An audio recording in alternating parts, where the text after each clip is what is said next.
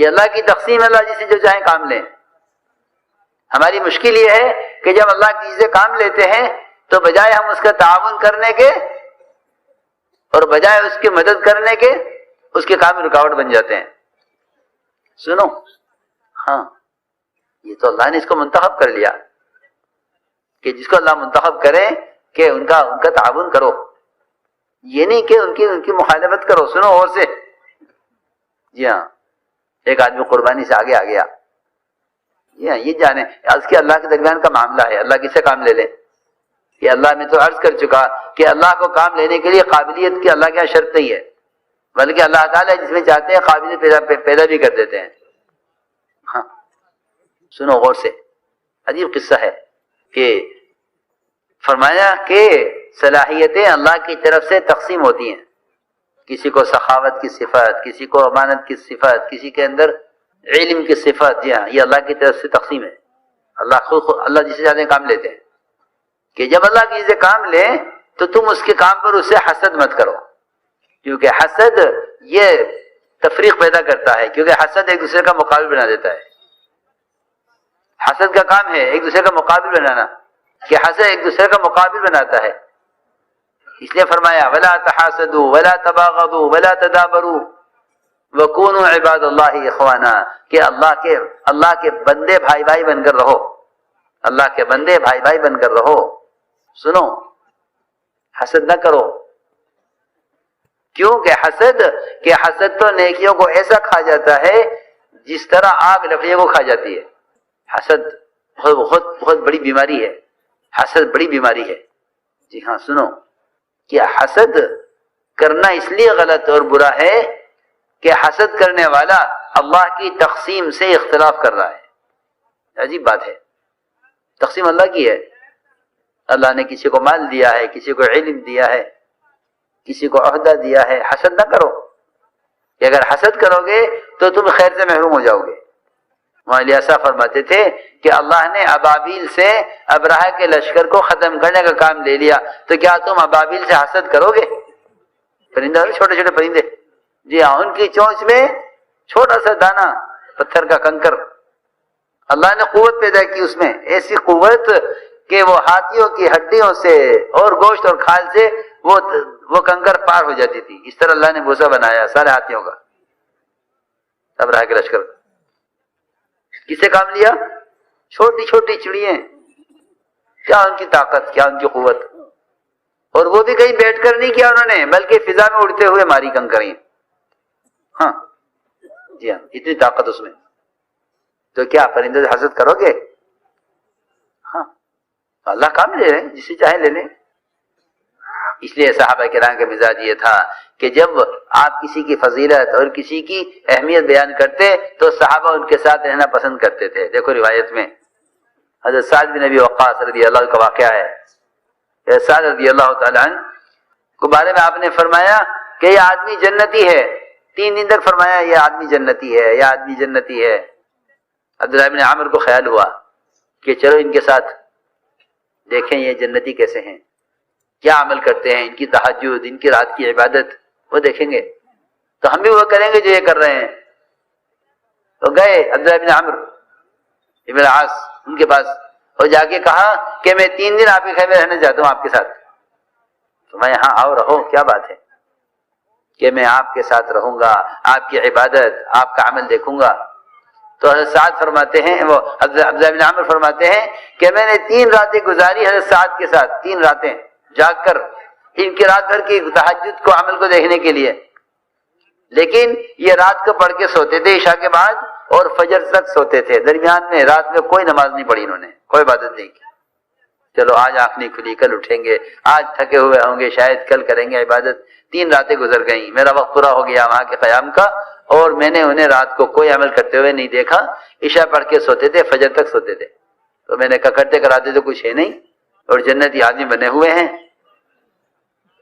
ہاں تو میں ان کے عمل کو حقیر سمجھ کے چل دیا وہاں سے، تو کہہ گیا کہ کچھ نہیں کرتے، اور وہاں اللہ کے نبی اعلان فرما دے کہ آدمی جنتی ہے۔ حضرت سعد نے بلایا ان کو، حضرت عبداللہ بن عمرو کو، اور بلا کے فرمایا کہ بھائی بات یہ ہے کہ میرا تو معمول وہی ہے جو آپ نے دیکھا ہے، میرا تو یہی معمول ہے، میں تو رات کو سوتا ہوں، عشاء تک سوتا ہوں، عشاء کو سوتا ہوں، فجر تک سوتا ہوں، میرا معمول تو یہی ہے۔ انہوں نے کہا کہ پھر آپ جنتی آدمی کیسے ہو گئے؟ فرمانے لگے کہ میرے جنتی ہونے کی بات یہ ہے، اور میرے جنتی ہونے کی صفت یہ ہے کہ مجھے کسی مسلمان سے اس خیر پر حسد نہیں جو اللہ نے خیر اس کو دی ہے۔ یہ دیکھو بات ہے، اللہ ان سے کام کرے، چلو ان کے ساتھ چلو۔ حضور اکرم صلی اللہ علیہ وسلم نے یمنی تلوار نکالی، فرمایا اس تلوار کو کون لے گا؟ تو حضرت عمر کھڑے ہو گئے، فرمایا نہیں تمہیں نہیں دیں گے۔ پھر فرمایا اس تلوار کو کون لے گا؟ حضرت زبیر کھڑے ہوئے، ان کو بھی نہیں دی۔ فرمایا اس تلوار کو کون لے گا جو اس کا حق ادا کرے؟ تیسرے اعلان پر یہ دونوں پرانے پیچھے ہٹ گئے کہ حق نہیں ادا کر سکتے۔ جی ہاں، یہاں تو ہر ایک یہ کہ نہیں میں حقدار ہوں، میں حقدار ہوں۔ یہ دونوں پرانے دونوں پیچھے ہٹ گئے کہ نہیں جی ہم حق نہیں ادا کر سکتے۔ فرمایا کون اس کا حق ادا کرے گا؟ پرانے تو پیچھے ہٹ گئے، جی ہاں، کیونکہ مخلص آدمی حق ادا کرنے سے گھبراتا ہے کہ نہیں جی ہمارا بس کا نہیں ہے۔ یہ دونوں پیچھے ہٹ گئے، عمر بھی، حضرت زبیر بھی۔ ابو دجانہ ایک صحابی، وہ کھڑے ہوئے، کہا یہ تلوار مجھے دے دیجئے۔ آپ نے تلوار ان کو دے دی، وہ لے کے نکلے، اور اللہ نے ایسا کام لیا ان سے کہ حضرت زبیر فرماتے ہیں رضی اللہ تعالیٰ عنہ کہ میں حضرت ابو دجانہ کے پیچھے پیچھے چلا کہ دیکھے تو صحیح اللہ نے ان کو کیوں منتخب کیا ہے ہمارے ہوتے ہوئے۔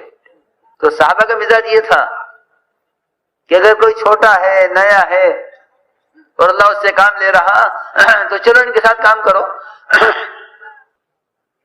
حکم ہے کہ چلو ان کے ساتھ کام ان کو دیا تو ان کے ساتھ مل کے کام کرو، کام ان کو ملا ہے تو ان کے ساتھ مل کے کام کرو، کیا بات ہے۔ حضور اکرم صلی اللہ علیہ وسلم نے حضرت اسامہ رضی اللہ تعالیٰ عنہ کو مہاجرین اولین پر، بڑوں پر، پرانوں پر، سب پر امیر بنا دیا۔ اشکال ہوا سب کو کہ یہ چھوٹے ہیں، جی ہاں اشکال ہوا یہ چھوٹے ہیں، جی ہاں، لیکن آپ نے بنایا امیر، کیوں؟